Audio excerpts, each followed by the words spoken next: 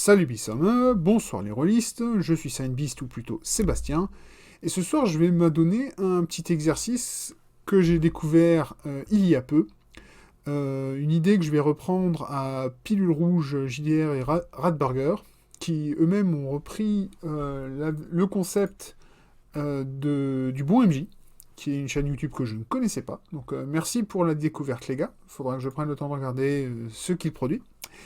Et l'idée, c'était un peu de... Eux, leur vidéo, c'est quel type de... s'appelait quel type de MJ es-tu. Je mettrai les deux liens en question dans la description. Et j'ai repris ces jauges, ces 7 axes sur lesquels ils ont passé plus d'une heure à discuter.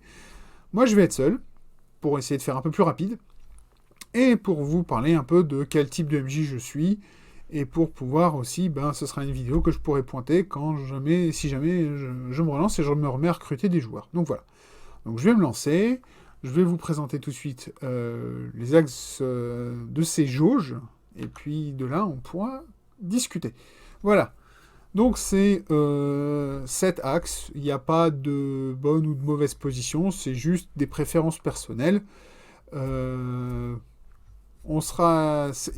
Je suis sûr des points où certains seront d'accord et d'autres seront complètement contre la position que je tiens.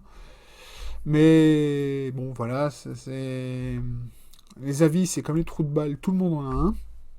Voilà, et donc, on fait avec et puis on essaie de le tenir propre. Hein. Désolé.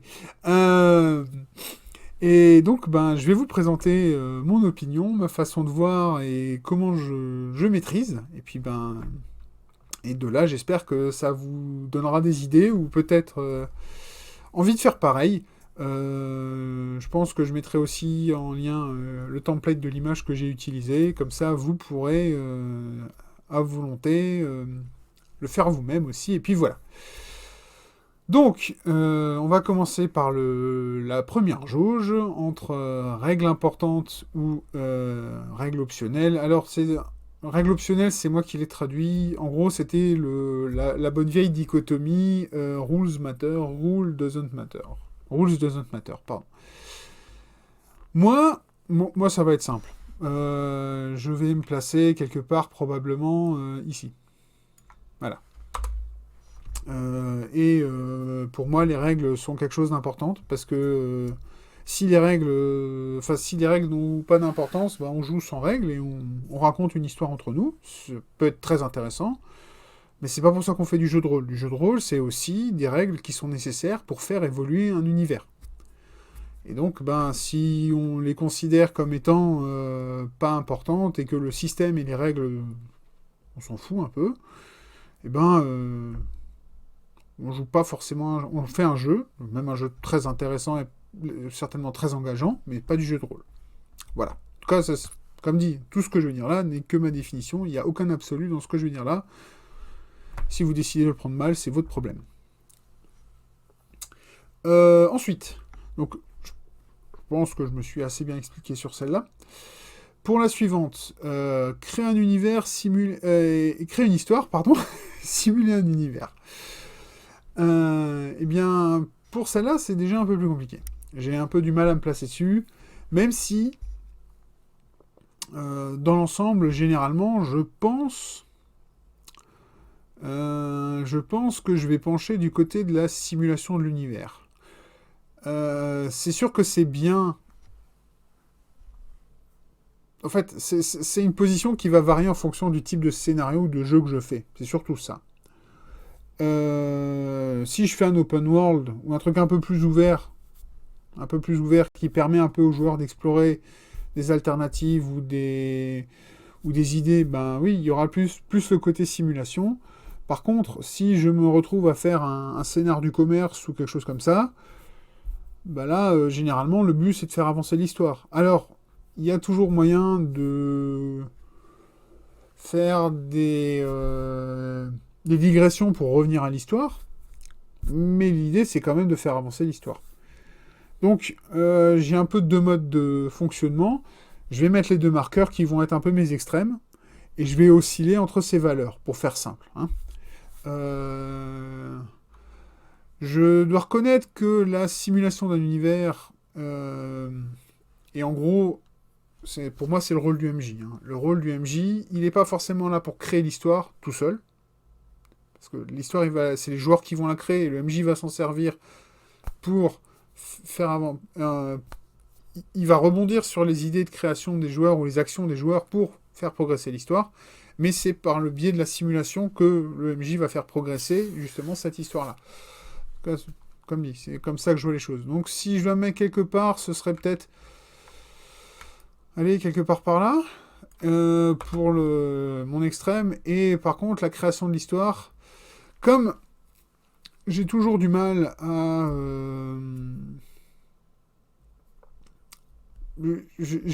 alors, c'est ça qui est gênant, c'est que je suis pas un très bon improvisateur en tant qu'MJ, mais j'aime pas non plus être celui qui va claquer les portes au nez des joueurs quand ils ont une bonne idée. Il y a des fois des bonnes idées qui méritent d'être explorées, ou bien des fois une conséquence d'une action peut être intéressante à explorer même si c'est pas prévu dans le scénario. Et ça peut faire dérailler complètement le scénar. Et c'est là où il faut une très grande capacité d'improvisation et de connaissance du système pour pouvoir rebondir. Et même si je ne l'ai pas forcément, c'est quelque chose que je vais quand même généralement essayer de faire. Et moi, je dois reconnaître que je suis un peu entre ces points-là, quoi. Moi, ça va être entre ces deux bornes-là. Voilà. Je pourrais pas vous dire plus, mais enfin, c'est des positions de façon complètement relative, hein, puisque la barre pointillée épaisse, c'est le point du milieu, et après, c'est 25% dans un sens et 25% dans l'autre. Donc voilà. Mais en gros, c'est comme ça que je vois un peu les choses, du moins en ce moment. Parce que, comme dit, si le MJ contrôle toute l'histoire et l'univers, ben, qu'est-ce que font les joueurs? À un moment, il faut laisser la part de création aussi, la part d'action aux joueurs et leur permettre de faire avancer l'histoire là où ils veulent aller. Alors ça n'empêche pas le MJ en douce de tordre l'histoire pour pouvoir revenir sur les rails du scénario qu'il avait préparé, mais ça, c'est les secrets de fabrication. Les joueurs, ils n'ont pas besoin de savoir, ça. C'est pas grave. Voilà. Je vais passer à la chose suivante. Compétence du personnage ou compétence du joueur. Alors là, pour moi, c'est très simple.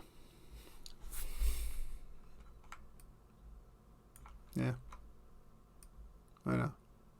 C'est quasiment à 100% la compétence du personnage qui va compter. Pourquoi? Parce que le jeu de rôle, même si des fois, ou souvent, même, je dois le reconnaître, j'ai souvent, par paresse, incarné des personnages qui étaient très proches de moi. Et donc, j'incarnais moi plus que j'incarnais un personnage. Mais même si au niveau de personnalité et comportement, c'était plus ou moins moi, la fiche de perso, elle, était généralement complètement différente. Et en gros, c'était comment... ça permettait, on va dire, d'imaginer comment moi, Sébastien, aurait vécu et résolu des situations avec...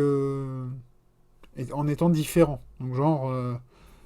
pas forcément un homme humain de bientôt 40 ans, obèse, et en plus avec 2-3 autres problèmes de santé que je vais pas étaler ici, mais bon voilà. Donc, justement, c'est ça qui permet, et donc c'est ça qui prime.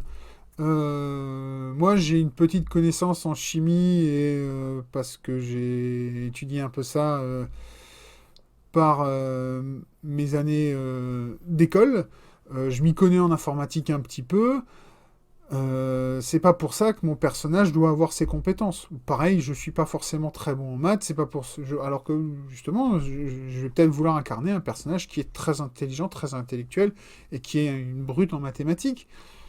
Et c'est là qu'on va avoir justement le problème de gestion et de la différenciation compétences du joueur, compétences du personnage. Ben, comment on gère pour les compétences mentales, parce que physique c'est quand même un peu différent. Mais les compétences mentales des joueurs, c'est quand vous avez un joueur qui s'y connaît bien dans une discipline, bah, ça va forcément à un moment couler dans le jeu, s'incruster dans le jeu, et c'est à vous d'arriver, et le joueur aussi, de faire un peu attention, justement, de tenir les rênes et de ne pas laisser passer ça.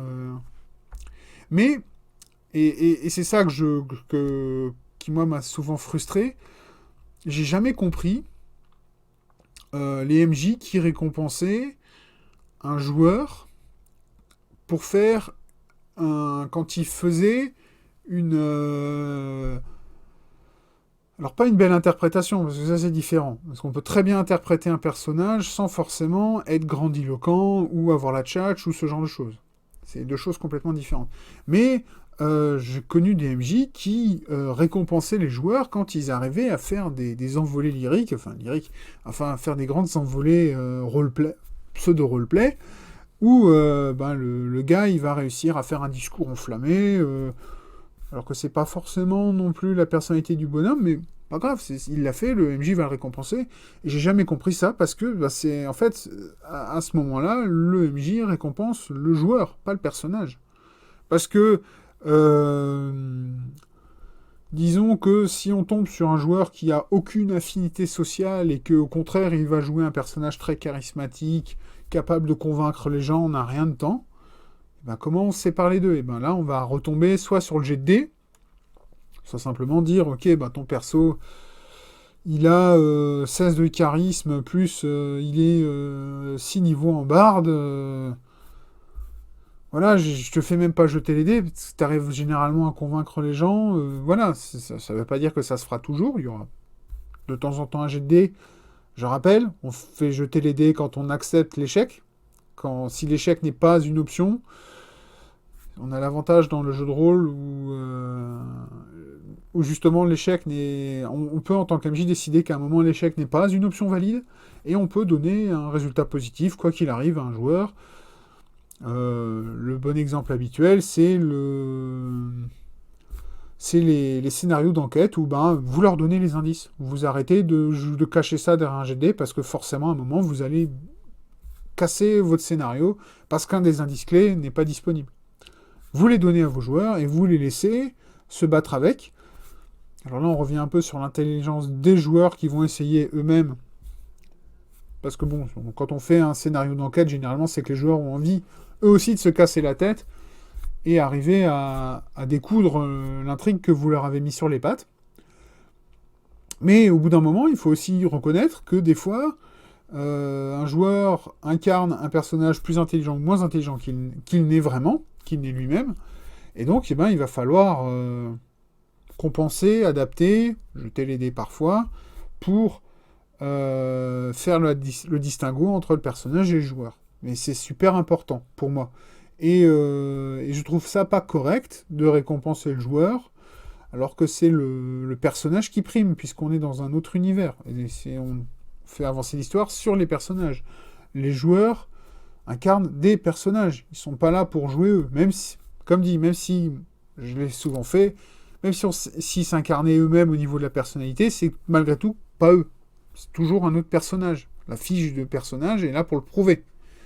C'est l'encre dans cette réalité du personnage. Donc, voilà.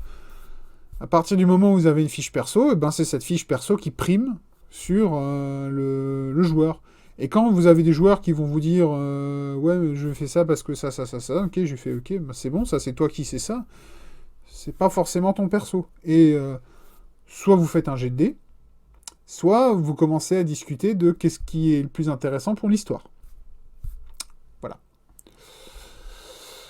Je pourrais continuer longtemps, mais bon, je pense que si je continue, je vais tourner en boucle, hein, je vais tourner en rond, et je pense que j'ai déjà saoulé pas mal de monde avec cette discussion, donc avec ce monologue, je devrais dire, sur la compétence, enfin la différenciation joueur-personnage. Et je vais passer au point suivant. Alors, la responsabilité du MJ, forte responsabilité du MJ faible. Alors, je suis désolé, pilule rouge, et je suis désolé, le bon MJ. Je sèche un peu pour me rappeler de ce que c'était. Mais en gros, si c'est la responsabilité par rapport justement à la progression de l'histoire, le MJ a sa part, mais comme je l'ai dit avant, le MJ n'est pas seul dans cette position. Il n'est pas le seul à avoir la responsabilité de l'histoire. Le MJ, il a la responsabilité de l'univers. Il n'a pas la responsabilité de l'histoire. L'histoire, c'est les joueurs qui vont la faire, en agissant et en réagissant par rapport à l'univers. Donc, je vais faire une réponse un peu de Normand. J'ai tendance, généralement, ce genre de choses à éviter de me poser au milieu.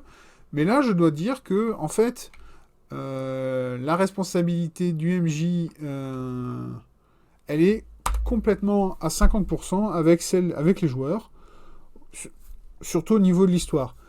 Si on cause de l'univers, c'est de l'autre côté. Enfin, il est fort, parce que ça, c'est son boulot à lui, hein, au MJ. Il n'y a pas à discuter. C'est sa responsabilité de faire avancer, de simuler, de représenter, de régler certaines choses dans l'univers. Mais du côté de l'histoire, il a sa part de boulot, mais il est en collaboration avec les joueurs. Si vous n'avez pas de chance, vous allez tomber sur un MJ qui décide qu'il n'est pas en collaboration, mais en compétition. Et là, ça va devenir un peu plus compliqué. Mais c'est une autre discussion, c'est une autre vidéo. Je crois que j'ai déjà assez élaboré ça avec les points précédents par rapport à la position et la responsabilité du MJ et des joueurs pour l'histoire. Donc je vais passer à la suite. Et celle-là, elle est un peu compliquée pour moi. Règles appliquées strictement ou arbitrage. Ce que moi je comprends par là, c'est en gros, je prends mon bouquin et j'applique à la lettre les règles. Alors, je vais faire un peu comme, je crois que c'était Pilule Rouge qui l'avait fait. En fait, pareil, je vais voir deux situations. Parce qu'il y a moi, je vois ça comme ça. Il y a deux modes de fonctionnement dans le MJ, surtout quand on est dans des jeux en dehors des enquêtes, en dehors des trucs très sociaux. Il y a deux modes de fonctionnement. Il y a le mode histoire, progression de l'histoire, et il y a le mode combat.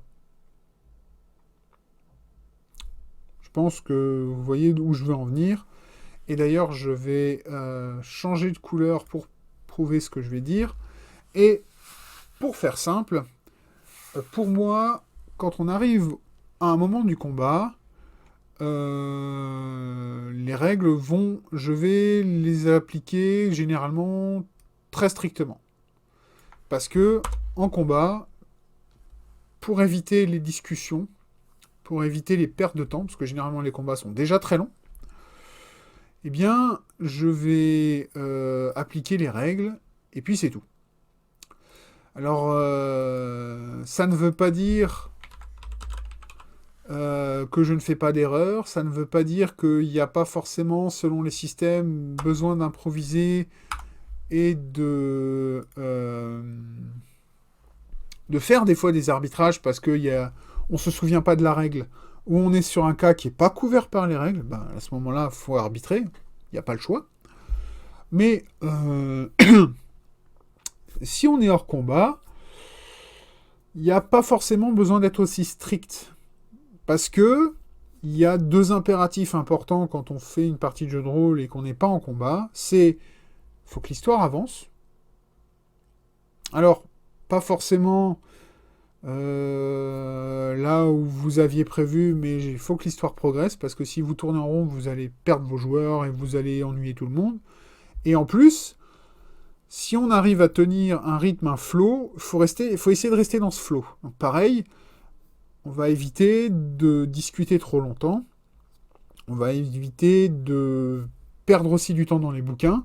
Donc l'objectif, quand on est dans ce mode de jeu, dans le mode de jeu histoire, on va dire, on va se retrouver dans un truc un peu plus relâché. Mais si on va trop dans l'arbitrage, on va arriver dans la négociation et dans la discussion. Et si à chaque fois qu'il doit y avoir une résolution de quelque chose, on se retrouve à discuter, à négocier, on va à chaque fois systématiquement casser le flow. Donc il faut appliquer les règles malgré tout. On peut être ouvert à plus de discussions, On peut être ouvert à plus ouais, d'interprétation des règles, mais dans l'ensemble, si on discute trop, si on arbitre trop, on va perdre du temps. Et si vous êtes comme moi et que vos parties durent 2-3 heures, si je dois perdre la moitié de ma partie à négocier l'application d'une règle, non, non, voilà. Donc, dans l'ensemble, je pense que en dehors du combat, les règles, on peut leur faire quelques entorses, mais il faut quand même essayer de les respecter parce que ben, le système est fait pour raconter un certain type d'histoire. Le système est là pour simuler un certain type d'univers. Et si vous jetez les règles pour faire votre tambouille à chaque fois, pourquoi vous jouez sur ce système? Prenez-en un autre, improvisez le vôtre. Voilà. Ça sert à rien de se casser les pieds à apprendre le système, acheter les bouquins, saouler vos joueurs à connaître au moins les règles de base. C'est pas nécessaire si vous êtes constamment en train de faire des house rules et ce genre de choses. C'est bien d'en avoir parce que ça donne un peu d'identité et de différenciation par rapport aux autres parties. Mais si vous en mettez trop, en fait, vous êtes en train de faire votre système custom. Et à ce moment-là, allez-y à fond, créez-le. Moi, je trouve ça très intéressant. Allez-y, faites-le. Je peux que vous conseiller ça. Mais voilà. Le suivant. Ah, la question suivante. Enfin, la jauge suivante. La jauge suivante est aussi un élément difficile. Parce que... Excusez-moi. Parce que... On a tous eu envie, pendant un combat pourri, de sauver le némésis du groupe, ou au contraire de sauver un joueur qui vient de se manger un coup critique, qui vient de lui effacer les trois quarts, enfin la moitié de sa barre de vie. Voilà. On a toujours envie de faire ça. C'est normal. Parce qu'on a envie de continuer l'histoire dans la direction générale qu'on avait prévue. Hein. Le grand classique, c'est vous avez passé des heures, des heures à fabriquer le grand méchant de l'histoire. Et là, vous tombez sur le joueur, le gros pénible, qui vient avec son dé, qui vous fait un coup critique et qui vous atomise votre méchant. Qu'est-ce que vous faites? C'est pas compliqué. Le premier réflexe, ça va être vouloir de le sauver. Donc, soit de trouver un moyen de mitiger les dégâts, ou bien de trouver un moyen qui s'en sorte. Voilà. Donc, mais c'est une réaction tout à fait normale. Et j'ai beaucoup de respect pour les MJ qui font tous les jets de dés face aux joueurs. C'est-à-dire, à aucun moment, ils ne cachent des jets de dés. Parce que déjà, ils oublient une arme psychologique majeure du MJ qui est le roulet de dés derrière l'écran. Même si c'est dans le vide pour rien. C'est un élément génial pour faire flipper vos joueurs. Et sinon, enfin, voilà, c'est oublier une arme intéressante quand vous la balancez au bon moment. C'est sûr que vous ne pouvez pas le faire tout le temps. C'est comme tricher, modifier les GD, vous ne pouvez pas le faire tout le temps. Parce que j'ai déjà vu des MJ comme ça où le premier jet de dés, c'est un coup critique. Donc vous allez vous prendre une grosse tarte. Et quand vous êtes à l'article de la mort, d'un coup, tous les jets de dés de l'adversaire sont des échecs, voire des échecs critiques. Au bout d'un moment, ça se voit. Et il n'y a pas meilleur moyen pour perdre le respect de vos joueurs, voire carrément perdre des joueurs, que de faire ça régulièrement. Comme moi, je sais que ça m'a déjà fait partir d'une ou deux tables. Donc voilà. Donc moi, je dirais que je vais avoir tendance... J'ai beaucoup de mal à me placer sur cette jauge, parce que même si dans l'ensemble, j'aurais tendance à rester, à pas tricher, la triche est parfois un outil nécessaire. Et donc, si je dois me placer quelque part, ce sera, je pense, dans... quelque part par là. Voilà. J'aurais tendance plutôt à utiliser les résultats bruts. J'aurais même, la plupart du temps, aucun souci à montrer mes jets de dés à mes joueurs. Mais il y a des moments où ils n'ont pas à les voir. Par exemple, tout ce qui est sensoriel. Pour moi, le mieux, c'est carrément d'avoir un tableau de valeurs. Comme ça, c'est même pas lié à un jet de dés. Vous l'avez, vous regardez et vous utilisez les valeurs comme elles viennent ou avec un algorithme que vous vous mettez en tête, et puis basta. Mais le truc important, c'est que, enfin moi, je considère important, c'est que quand un personnage a ses sens, qu'il utilise ses sens de manière complètement passive, donc c'est-à-dire qu'il n'est pas à l'affût, il n'y a pas de raison que vos joueurs aient à faire un jet de dés. Parce que déjà, en plus, ça donne... Alors, je suis généralement pour le méta-jeu, personnellement, ça me gêne jamais le méta-jeu, mais pour les sens, ça donne trop d'informations, ce jet de dés, aux joueurs. Parce que s'il fait un très petit score, il sait qu'il peut simplement ignorer ce que vous venez de lui dire, voire carrément de comprendre l'inverse. Et si c'était un jet de dés relativement haut, il saura qu'il n'y a pas de...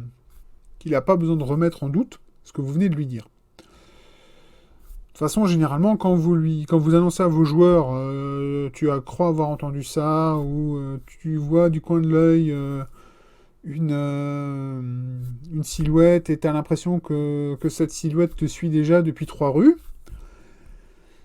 eh bien, généralement, ils vont vous croire. Et donc, voilà, c'est... Généralement, les joueurs ont tendance à faire confiance au MJ quand il annonce les faits, et ça, c'est des faits, donc voilà. Et justement, quand ils font des GD de perception, des choses comme ça, et que le GD est petit, ben, ils savent que les faits que vous venez de leur donner ne sont pas les faits, ne sont pas la réalité. Et voilà, c'est... donc, généralement, comme dit, j'ai tendance à utiliser les GD bruts et même à les montrer, mais il y a des moments où les GD n'ont pas à être montrés, et où, ben, des fois, on va modifier un GD de pas beaucoup. On va nudge un peu le dé comme ça, plus un, moins un. Parce que ça peut amener l'histoire à quelque part d'intéressant. Comme toujours, hein. C'est toujours ça le but. Hein. Le but n'est pas de battre vos joueurs.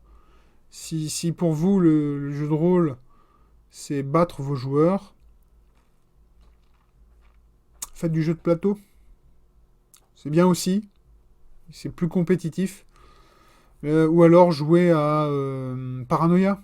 Parce que ce jeu-là, il est fait pour le MJ, en fait. Il n'est pas fait pour les joueurs. Contrairement à ce que tout le monde vous dira, d'ailleurs. Hein. Enfin, tous les fans du jeu vous diront. Non, c'est... Paranoia et ce genre de jeux dans ce genre-là sont des jeux qui sont uniquement faits pour l'amusement du MJ. Les joueurs sont juste là pour être tourmentés. Il n'y a aucun intérêt à y jouer. Enfin, personnellement, j'en vois aucun. Voilà. Même si le lore est plutôt rigolo et sympa et qu'il est marrant à explorer, mécaniquement, c'est pas intéressant, je trouve. Voilà, désolé pour cet aparté. On en arrive à la dernière question, enfin la dernière jauge. Et cette dernière jauge, eh ben, on a d'un côté le MJ Démiurge, donc c'est le MJ créateur de l'univers, tout puissant, et de l'autre côté le MJ serviteur.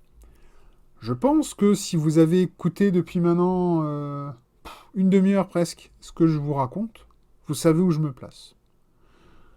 Le MJ, selon moi, est responsable de l'univers. Il va aider les joueurs à faire progresser l'histoire, mais il est responsable de l'univers. Donc, qu'est-ce qu'il faut faire ? Ben, il faut qu'il reste à cette position de créateur d'univers. Il ne peut pas répondre à toutes les envies des joueurs. quand les joueurs ont de très bonnes idées, il va les réutiliser. Oui, parce que c'est con de laisser passer une bonne idée. Mais il a la responsabilité de l'univers. Il ne peut pas donner cette responsabilité aux joueurs. Ou alors, à ce moment-là, comme dit, on retombe dans un jeu collaboratif de création d'histoire. Et c'est pas du jeu de rôle. Voilà. Donc, ma position, c'est pas compliqué. Elle est là. À 75% des murs, j'ai 25% serviteurs. Parce que le MJ a la responsabilité de l'univers, mais,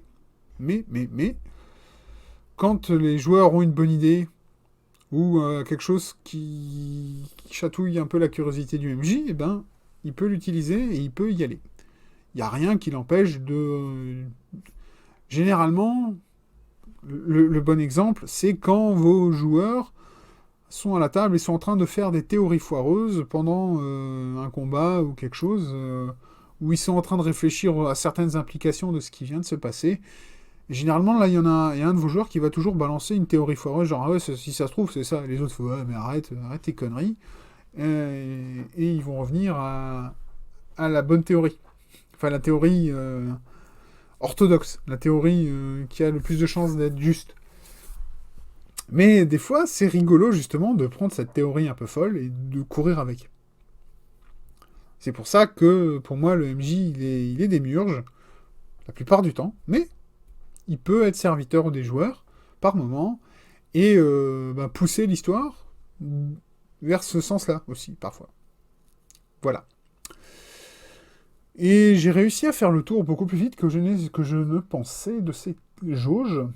Et malgré tout, je pense avoir été clair la plupart du temps, du moins je l'espère. Si jamais, dans ce que je viens de vous dire, il y a des choses qui ne sont pas claires, faites-le savoir. Si vous êtes d'accord, si vous n'êtes pas d'accord, ou si vous avez d'autres idées par rapport à ça, eh ben, écoutez, je vous invite soit à répondre à cette vidéo, que ce soit par écrit ou bien carrément, faites ce que j'ai fait là. Hein. Allumez...